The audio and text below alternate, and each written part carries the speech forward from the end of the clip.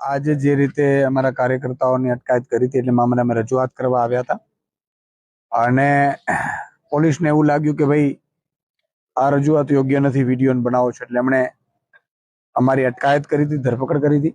ભાજપ સરકાર મને લાગે છે કે આમ આદમી પાર્ટીના કાર્યકર્તાઓથી ડરી ગઈ છે. જેલથી ડરાવવાની બીવડાવવાની પણ કોશિશ થઈ હોય એવું લાગે છે, પણ લોકો છે એ હંમેશા અત્યાચારની વિરુદ્ધમાં મતદાન કરતા હોય છે. આજે સત્યની જીત થઈ છે, સત્યમેવ જયતે.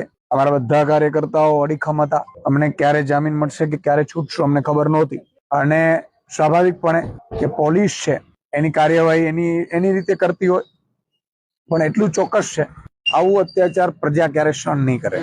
આજે રજૂઆત કરવી એ દરેકનો અધિકાર છે, મૌલિક અધિકાર છે અને એ મૌલિક અધિકારના ભાગરૂપે માની લો કે રજૂઆતમાં એમણે એવું કહ્યું કે વિડીયો નહીં ચાલે, વિડીયો નહીં બનાવવાના, બની શકે એમના પોતાના પોઈન્ટ ઓફ વ્યૂ, પણ એટલું ચોક્કસ છે કે પ્રજા છે એ ભાજપના કામોથી કંટાળી ગઈ છે, ભાજપથી ત્રાહિમામ પોકારી ગઈ છે અને એટલે ભાજપ છે એ પ્રજાની વચ્ચે જઈ નથી શકતી. એટલે એન કેન પ્રકારે કોઈ પણ રીતે એ આમ આદમી પાર્ટીને ડેમેજ કરવાની કોશિશ કરે છે.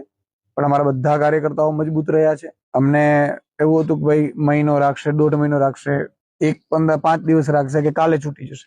બિલકુલ મેં કીધું ને કે અમારા કાર્યકર્તાની અટકાયત થઈ હતી એટલે અમે રજૂઆત કરવા આવ્યા હતા કે ભાઈ કાર્યકર્તાની અટકાયત કરી છે અને એનો કોઈ ગુનો નથી, એની ઉપર ખોટી એફઆઈઆર થઈ છે અને આવી રીતે સેમ પેટર્નમાં 4 થી 5 જગ્યાએ એફઆઈઆર થઈ સેમ પેટર્નમાં, એટલે અમે અહીંયા રજૂઆત કરવા આવ્યા હતા.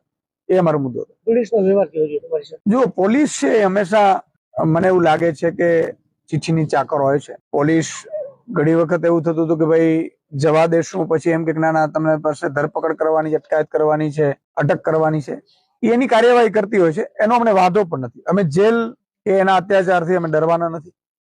અમારી સાથે ગુજરાતની જનતા છે. આજે ગુજરાતની જનતા ઈશુદાનભાઈ એક દિવસ જેલમાં ગયો અને મેં પાછળ જોયું છે લગભગ અત્યારે બહાર નીકળ્યા પછી કે લાખોની સંખ્યામાં ગુજરાતની જનતા એકઠી થઈ ગઈ. એ મારા પ્રત્યેનો પ્રેમ છે. આજે તમે પીસી કરવાના હતા, એ પીસીમાં કોઈ મોટા ખુલાસા કરવાના હતા, એની હિસાબે એવું કઈ થયું છે? આજે હું પીસી એ મામલો કરવાનો હતો કે જે અત્યાર સુધી જે કેસીસ બન્યા છે એની વિગત સાથે હું કરવાનો હતો.